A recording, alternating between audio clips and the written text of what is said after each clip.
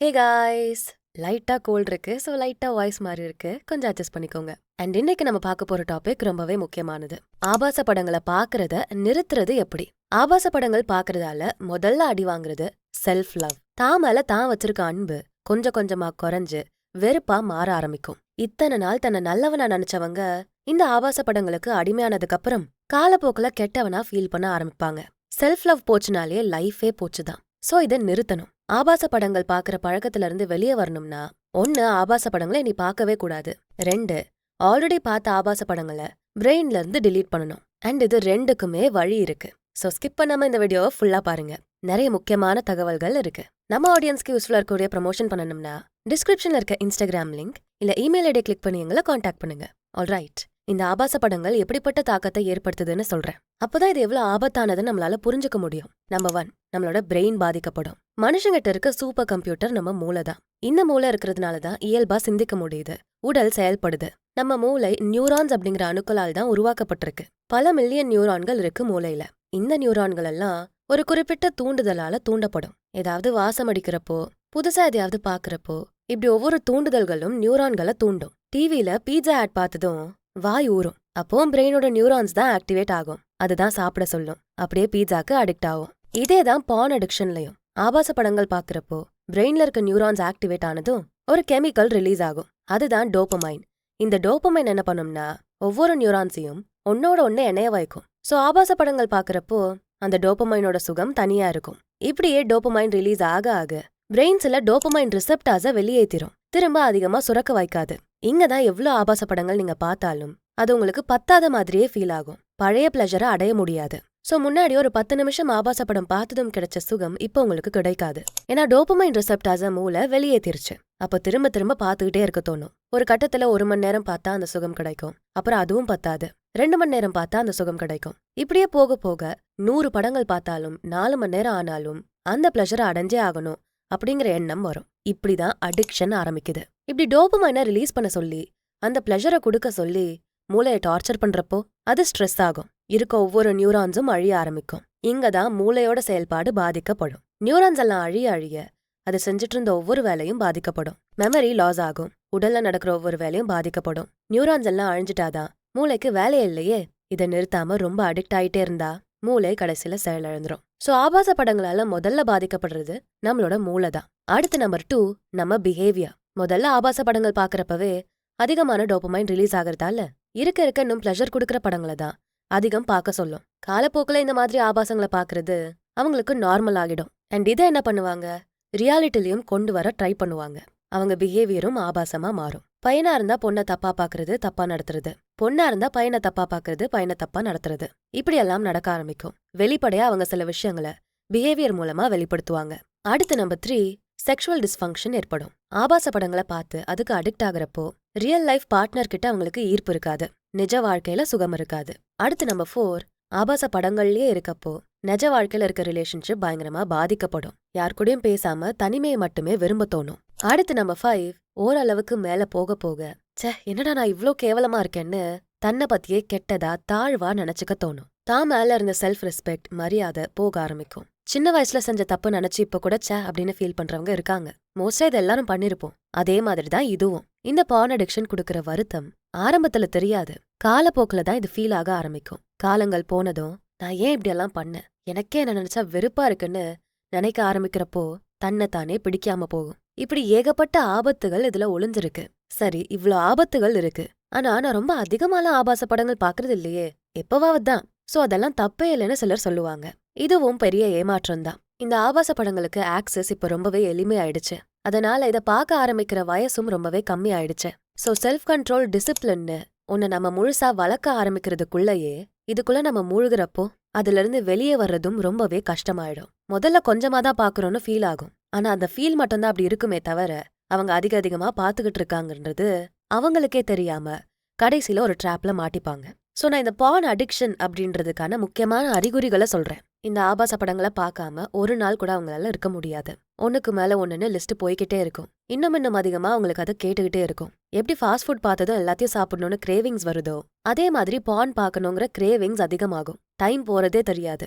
2 மணி நேரத்துக்கு மேல 3 மணி நேரம், 4 மணி நேரம்னு அதுலயே டைம் ஓடும். ரொம்ப சோர்வா இருக்கும் எப்பவுமே. பாக்குற நேரத்துல வேற டிஸ்டர்பன்ஸ் ஏதாவது வந்துட்டா பயங்கர கோவம் வரும், கடுப்பாகும். ரியல் லைஃப்னு வரப்போ செக்ஸ்ல இன்ட்ரெஸ்ட் கம்மியாகும். கூட இருக்க பார்ட்னர் மேல ஈர்ப்பு இருக்காது. ஆபாச படங்கள்ல வர மாதிரி ரியல் லைஃப்லயும் எதிர்பார்க்க தோணும். அதுக்காக பார்ட்னரை ஃபோர்ஸ் பண்ண ஆரம்பிப்பாங்க. சில நேரம் இந்த ஆபாச படங்களுக்காக பணம் கூட அதிகமா வீணாக்க தோணும். இல்ல ஒரு நாள் பார்க்க முடியல, இன்டர்நெட் பிரச்சனையா இருக்குன்னா கோவம் அதிகமா அந்த நாள்ல வரும். மொத்தத்துல இது இல்லாம இருக்க முடியாது. தினமும் 1 மணி நேரம் 2 மணி நேரம் இல்ல அதுக்கும் மேல அடிக்ட் ஆகி இருக்காங்க அப்படின்னா இது கண்டிப்பா பார்ன் அடிக்ஷனுக்குள்ள வரும். சரி, இதை எப்படி நிறுத்துறது? ஒண்ணு, இனிமே ஆபாச படங்களை பார்க்க கூடாது.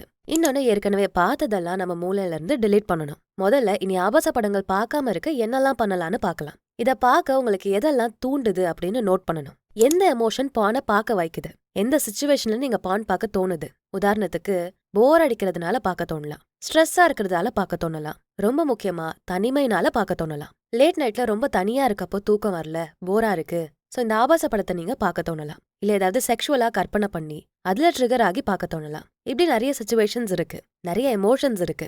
இதெல்லாம் கண்டுபிடிச்சு லிஸ்ட் பண்ணி வச்சுக்கணும். பிரச்சனை எங்க ஆரம்பிக்குதுன்னு அதோட ரூட் காஸ கண்டுபிடிச்சிட்டா போதும், அதை ஈஸியா சரி செஞ்சிடலாம். இப்போ லிஸ்ட் பண்ணியாச்சு, எந்த டைம்லலாம் ஆபாச படங்கள் பார்க்க தோணுதுன்னு கண்டுபிடிச்சாச்சு.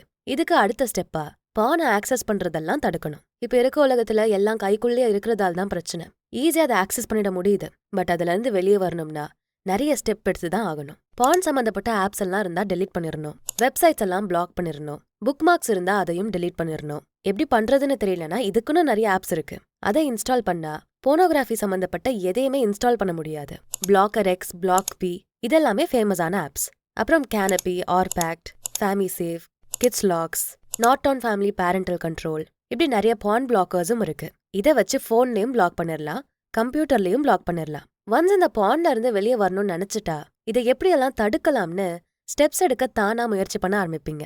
ஜஸ்ட் கூகுள் பண்ணாலே இந்த பிளாக்கர்ஸ் எல்லாம் கிடைச்சிரும். ஈஸியா ஆக்சஸ் பண்ணாத மாதிரி நம்ம செட் பண்ணிக்கணும். புக்ஸ், போட்டோஸ்னு பிசிக்கலா ஏதாவது காப்பி இருந்தா கூட அதையும் தூக்கி போட்டுறணும். நீங்க உங்க கம்ப்யூட்டர்லயோ ஹார்ட் டிஸ்க்லயோ இந்த மாதிரி விஷயங்களை டவுன்லோட் பண்ணி வச்சிருந்தா அதையுமே ஆக்சஸ் பண்ண முடியாத அளவுக்கு டிலீட் பண்ணிடணும். சரி, இப்ப நம்ம முதல்ல போட்டோமே லிஸ்ட், அது எல்லாத்தையும் இப்ப எடுக்கணும். ஸ்ட்ரெஸ்னால தான் பான் பார்க்க போறதா இருந்தா தினமும் மெடிடேஷன் பண்ண ஆரம்பிக்கலாம். வெளியே கிரீன் ஸ்பேஸ்ல வாக்கிங் போகலாம். பார்க்கு, கார்டன் மாதிரி இடங்கள்ல வாக்கிங் போகணும். மைண்ட் ரிலாக்ஸ் ஆகணும். இல்ல போர் அடிக்கிறதால தான் பான் பாக்குறதா இருந்தா போர் அடிக்கிற நேரம் வேற ஏதாவது பண்ணணும். புக் ரீட் பண்றது, இல்ல டிரா பண்றது, புதுசா ஏதாவது ஸ்கில் கத்துக்கிறது, இந்த மாதிரி புதுசா ஒரு ஹாபியை வளர்த்துக்கணும். பெயிண்டிங்லாம் தெரபியூட்டிக்கா இருக்கும். சில நேரம் ரூமை கிளீன் பண்றது, இருக்க ட்ரெஸ்ஸை நீட்டா மடிச்சு வைக்கிறது, இதெல்லாம் கூட பண்ணலாம். இதுவும் ஒரு வகையான மெடிடேஷன் தான். லேட் நைட்ல முழிச்சுக்கிறேன், தூக்கம் வரல, இதனால தான் இந்த பான் பாக்குறேன் அப்படின்னா அதுக்கும் ஒரு வழி இருக்கு. ஸ்கூல்ல முக்கியமான கிளாஸஸ் நடக்கிறப்போ கண்ணு சொக்கும். ஹிஸ்டரி கிளாஸ்ல தூங்காத ஆளுங்களே இருக்க மாட்டாங்க. அந்த மாதிரி இருக்க லெக்சர் எடுத்து வச்சு உட்காந்தா தூக்கம் தானா வரும். இல்லனா புக் எடுத்து ரீட் பண்ண வேண்டியதானே, கொட்டாவியா வரும். அப்படியே தூக்கம் சொக்க ஆரம்பிக்கும். தனிமையில இருக்கிறதால தான் ஆபாச படங்கள் பாக்குறேன்னு சொன்னா தனிமையில இருக்கிறத அவாய்ட் பண்ணணும். முடிஞ்ச அளவு ஃபேமிலி கூடவே இருங்க. சுத்தி யாரும் இல்லாம தனிமையா இருக்க வேண்டாம். முக்கியமா உங்க ரூம்லயே இருக்க வேண்டாம். முடிஞ்ச அளவு ஹால்லயே இருக்க பாக்கணும். பான் பாக்கலாமான்னு தோணுன உடனே தனியா இருக்கோமான்னு முதல்ல செக் பண்ணி பாக்கணும். ஒருவேளை நீங்க தனியா இருந்தா உடனே எழுந்து உங்க அண்ணன், தம்பி, அக்கா, தங்கச்சி, அம்மா, அப்பா இப்படி யார் கூடயாவது ஒன்னா உட்கார்றது நல்லது. சில ஃப்ரெண்ட்ஸ் கூட இந்த படங்களை பார்க்க தூண்டுவாங்க. அவங்கள தவிர்க்கிறதும் நல்லது.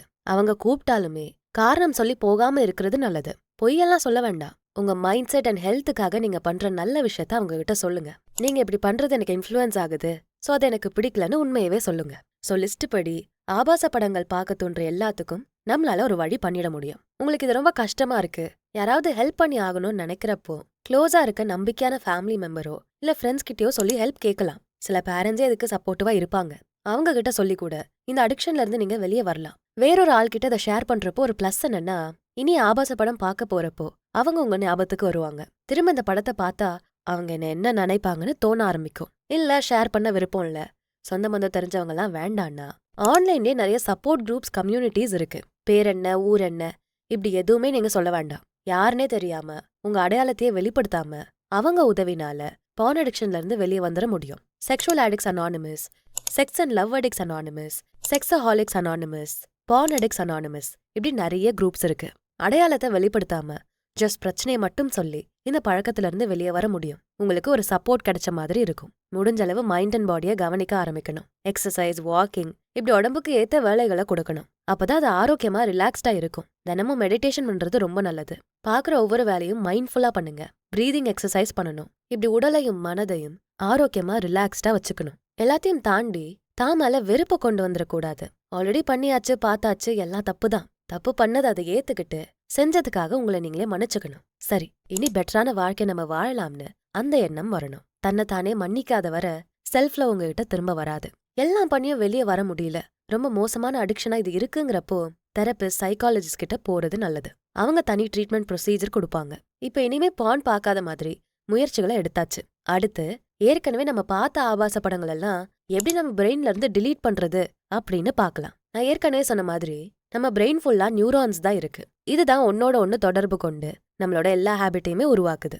டோபமைன் மாதிரி பிளஷர் தர ஹார்மோன்ஸ் ரிலீஸ் பண்ணி நம்மள அடிக்ட் ஆக வைக்குது. ஆனா ஏற்கனவே ஒரு ஹேபிட்டை உருவாக்க நியூரான்ஸை நம்ம பயன்படுத்தின மாதிரி இந்த ஹேபிட்டை மறக்கடிச்சு வேற ஹேபிட்டை உருவாக்கவும் அதே நியூரான்ஸை பயன்படுத்த முடியும். நம்ம மூளையில ஆபாச படங்கள் சம்பந்தப்பட்ட நியூரல் கனெக்ஷன்ஸை அழிச்சிட முடியும். இப்ப முதல்ல ஆபாச படங்களை பாக்குறப்போ நியூரான்ஸ் கனெக்ட் ஆகும், உங்களுக்கு பிளஷர் கிடைக்கும். அடிக்கடி ஆபாச படங்களை பார்த்துக்கிட்டே இருக்கப்போ இந்த கனெக்ஷன்ஸ் எல்லாம் இன்னும் வலிமையாகிட்டே இருக்கும். அதனால ஏற்கனவே நம்ம மூளையில இருந்த வேற ஹேபிட்டோட கனெக்ஷன்ஸ் அழிஞ்சு இதுக்காக இடம் கொடுக்கும். காலங்கள் போக போக இந்த கனெக்ஷன்ஸை இன்னும் வலிமைப்படுத்திக்க மூளைக்கு நிறைய ஆபாச படங்கள் தேவைப்படும். அதனாலதான் அடிக்ஷன் உருவாகுது. ஆபாச படங்கள்ல மூழ்க தோணுது. ஒரு கட்டத்துல இது இல்லாம இருக்கவே முடியாதுங்கிற அந்த நிலைமை வருது.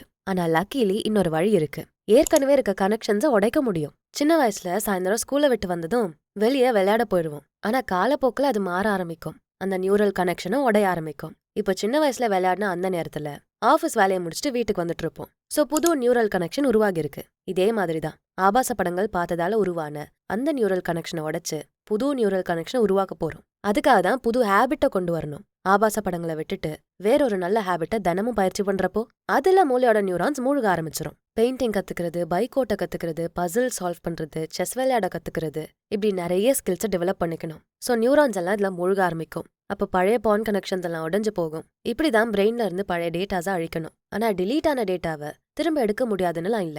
போன்ல, கம்ப்யூட்டர்ல நம்ம டிலீட் பண்ற டேட்டா எல்லாம் ஏதோ ஒரு இடத்துல ஸ்டோர் ஆகிருக்கும். அதை எப்படியாவது திரும்ப எடுக்கவும் முடியும். அதே மாதிரிதான் மூளையில டெலீட் பண்ண இந்த ஆபாச படங்களால உருவான நியூரல் கனெக்ஷன்ஸையும் திரும்ப கட்டமைக்க முடியும். அதை பண்ணாம இருக்கதான் செல்ஃப் கண்ட்ரோல் அண்ட் டிசிப்ளினை நம்ம வளர்த்துக்கணும். நம்மளோட உடலும் மனமும் நம்மள கண்ட்ரோல் பண்ணக்கூடாது. நாம தான் அதுங்களுக்கு பாஸ்.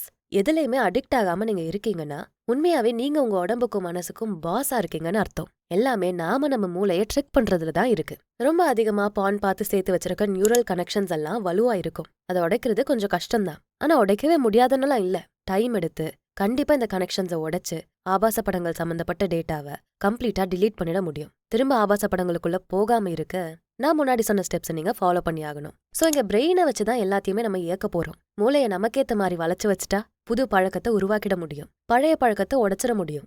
எது வேணா இதுல பாசிபிள். சுய கட்டுப்பாடோட பொறுமையோட இதெல்லாம் பண்ணா நினைச்ச மாதிரி பான் அடிக்ஷன் மட்டும் இல்ல, எந்த வகையான அடிக்ஷன்ல இருந்தும் வெளியே வந்துட முடியும். சும்மா எப்பயாவது தான் பாக்குறேன் அப்படின்னு அலட்சியமா விட்டுற வேண்டாம். ஒரு தடவை டோபமைன் ரிலீஸ் ஆகிட்டா இன்னும் வேணும் வேணும்னு கேட்கும். ஒரு தடவை தானே, ஒரே தடவை தானேன்னு இப்ப நம்ம அலட்சியப்படுத்திட்டா ஃபியூச்சர்ல கஷ்டப்படணும். விளையாட்டா கூட ஆபாச படங்களுக்குள்ள நுழைய வேண்டாம். சந்தோஷமான ஆரோக்கியமான வாழ்க்கைக்கு இப்பவே ஆபாச படங்களை நிறுத்துங்க.